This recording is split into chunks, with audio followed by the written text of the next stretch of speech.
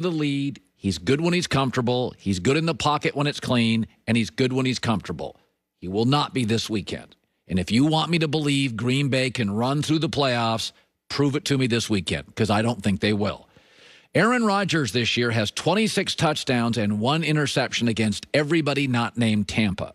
Against Tampa, he has no touchdowns, 2 picks. Why? Because they sacked him a couple times. They hit him 11 times, and his body language changed by the second quarter. That is my knock on Aaron.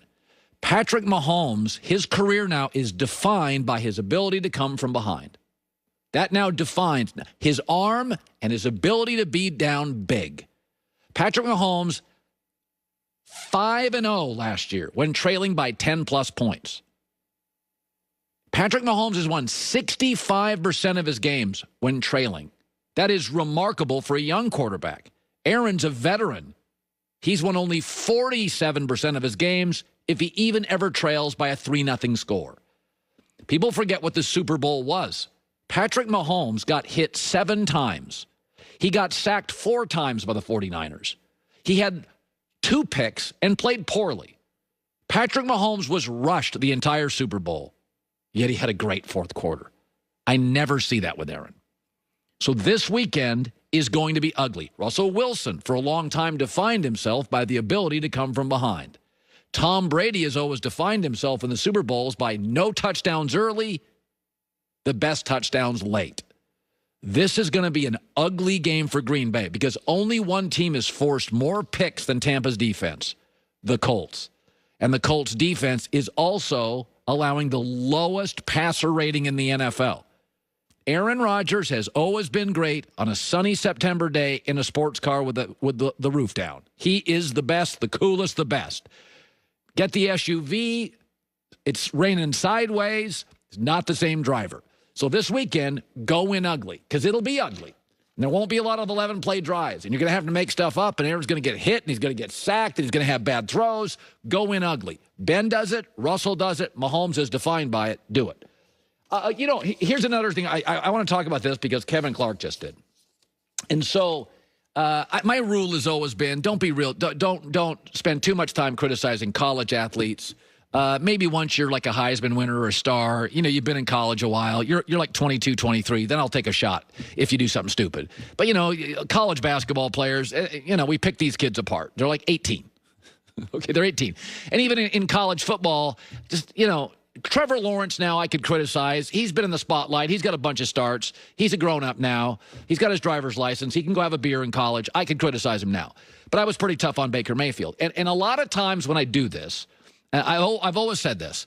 My job, I believe, is once you're like your last year in college on, I'm going to have a strong opinion on you. Because, first of all, it's more fun. I'm going to take a side. I'm for you, not against you. And so when I am critical of somebody, I never have a problem turning on them. Kyler Murray, I'm like, too short. Game 2, I'm like, okay, I was wrong on that. He's really good. Joe Burrow, I was like, he's Tony Romo. Maybe, and that, by the way, is not bad. But I have no problem going, okay, this is what I saw, and I'm wrong. But with Baker Mayfield, the criticism was harsh, and much of it was because he was so cocky. If he would have been humble, little humility, not grabbing stuff and running from people, it would have been different, obviously. But I haven't talked a lot of Baker Mayfield over the last couple of months. I mean, I talk quarterbacks. That's what I do. I don't talk NFL. I talk quarterbacks. And part of it is I don't want to be mean-spirited. He's just not. The book is in. He is a bad NFL quarterback when under pressure. And the whole damn league's about how do you play in pressure. Everybody's good when the pocket's clean. Case Keenum went 13-3 when he had weapons and the pocket was clean. Everybody can win when the pocket's clean. But under pressure, according to Pro Football Focus, he's the 38th best quarterback in the NFL with a 30 quarterback rating under pressure. The book is in. He's just not that special. He's not as accurate as Tua. He doesn't have the natural gifts of Josh Allen or Justin Herbert. I don't think he's as focused or as athletic as Lamar Jackson. And I'm just talking about the kids. I'm not even talking about Derek Carr, or he's not as accurate. Patrick Mahomes, not as great. And I'm just talking AFC. And the other thing was, I try to contextualize it. He's got great weapons. Their offensive line now has 2 really good tackles and a really good center. They've got above-average wide receivers, and their tight ends, they went and got Austin Hooper, who was good, and David Njoku, and 2 great backs, and an offensive-minded coach. In fact, he's had offensive-minded coach his entire time. And so my takeaway is, why pick on him? The book is in. He's not special. He's not special arm. He's not special size. He's not special athletically. Accuracy was always his thing, and he's not. Once he's out of a clean pocket, he's bad with accuracy. So, and that's the thing. I'm not saying I'm always right, and when I'm wrong, I'll acknowledge it. But I don't want to pick on him. Like at this point, you say, what about Sam Darnold? I don't think he's been given a fair shot in the NFL. They're awful everywhere. So I don't talk Sam Darnold much anymore because he's been bad. I've said this multiple times. He can't stay healthy. Mono injury. Sam never plays. Like Eli Manning was far less athletic and never got hurt. Sam's way more athletic. He's always hurt. So at some point, Sam Darnold and Carson Wentz, I love you both, but you guys are reckless. Eli Manning knew his limitations. Brady knows his limitations. Peyton knew his limitations. Darnold and Wentz, they play like linebackers. So, but I'll admit when I'm wrong. What fans won't do is ever admit they're wrong. Admit it with Baker. He's just not special. You watch Tua in his first couple games, you're like, oh, damn. Now, we knew he was accurate, but God, he's poised. And you watch Burrow. And you watch Josh Allen, and you see a thing, an arm, a size, a special. I don't see it. In fact, what I see is he unravels immediately. And for the record, 2 words, unravels quickly.